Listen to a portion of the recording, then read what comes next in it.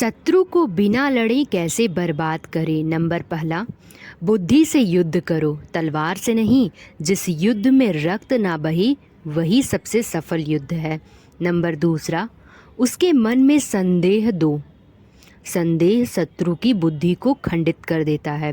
Number तीसरा, उसकी शक्तियों को आपस में भिड़ने दो, भीतर का संघर्ष बाहरी युद्ध से अधिक घातक होता है। नंबर चौथा, उसकी जानकारी के स्रोत काट दो, जिसे सही सूचना न मिले वह सही निर्णय नहीं ले सकता। नंबर पाँचवा, उसे झूठी प्रशंसा में बांध दो, जिसे बहुत प्रशंसा मिले वह अपनी गलतियों को देख नहीं पाता। नंबर छठा, उसकी गति धीमी कर दो, धीमा शत्रु कभी तेज शत्रु को नहीं हरा पाता। नंबर सातवां, उसकी इच्छाओं को उसके विरुद्ध हथियार बना दो, शत्रु की कमजोरी का उपयोग करो, वह स्वयं अपना विनाश कर लेगा। चलिए हम आप लोगों को एक छोटी सी कहानी सुनाते हैं इस पर। रात का समय था।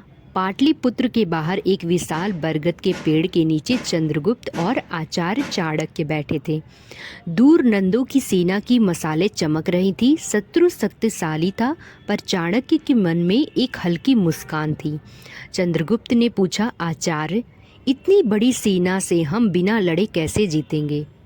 चाणक्य ने अपनी उंगली आकाश की ओर उठाई और धीरे से बोले, चंद्रगुप्त, बुद्धि से जीता युद्ध, तलवार से नहीं। फिर उन्होंने 7 अदृश्य अस्त्र बताए, वे अस्त्र जिन्हें चलाने पर युद्ध अपने आप जीत लिया जाता है। नंबर पहला, शत्रु के मन में शंका डालो। चाणक्य बोले, जिसके मन में संदेह भर दो वह अपने ही निर्णय से हार जाता है।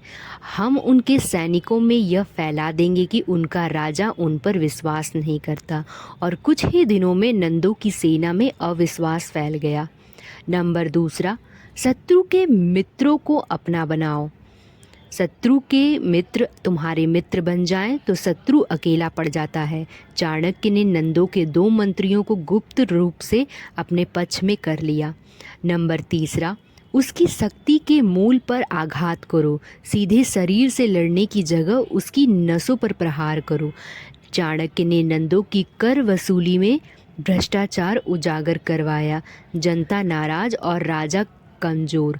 नंबर चौथा, उसके गुप्त रहस्यों को जानो, जो शत्रु के मन को पढ़ लेता है उसे हराना खेल हो जाता है।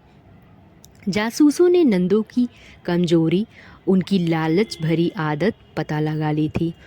नंबर पाँचवा, उसे उसके ही लोगों से भिड़ने दो। चाणक्य मुस्कुराए, शत्रु के घर की आग सबसे तेज जलती है। उन्होंने नंदों के सेनापतियों में प्रतिद्वंद्विता पैदा कर दी। सेना अंदर से ही टूटने लगी। नंबर छठा, उसके समय को नियंत्रण करो। समय से पहले हमला और समय के बाद सहायता दोनों ही शत्रु को नष्ट कर देता है। चाणक्य ने नंदों को गलत सूचना भेज दी कि हमला दक्षिण से होगा। उनकी सेना उत्तर की सीमा खाली कर बैठी है। नंबर सातवां, उसका मनोबल तोड़ दो। चाणक्य अंत में बोले, अथवा बिना लड़े विजय तभी मिलती है जब शत्रु लड़ने से पहले ही टूट जाए। नंदों ने जब देखा कि जनता, मंत्रीगण और सेना सब बिखर गए तो उनका मनोबल डगमगा गया। और फिर क्या हुआ? उस रात चंद्रगुप्त ने कहा, आचार्य, हमने तो तलवार भी नहीं चलाई।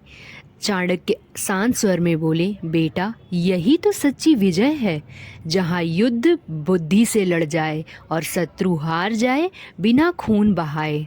अगर ये बात दिल तक पहुंची हो तो इस ज्ञान को खुद तक मत रखिए, लाइक करिए, अपना समर्थन दिखाइए, कमेंट में बताइए कौन सी कमजोरी सबसे ज़्यादा लगी, और वीडियो को शेयर करिए कि परिवार का हिस्सा बनने के लिए ज़रूर सब्सक्राइब करें। आप सभी का धन्यवाद।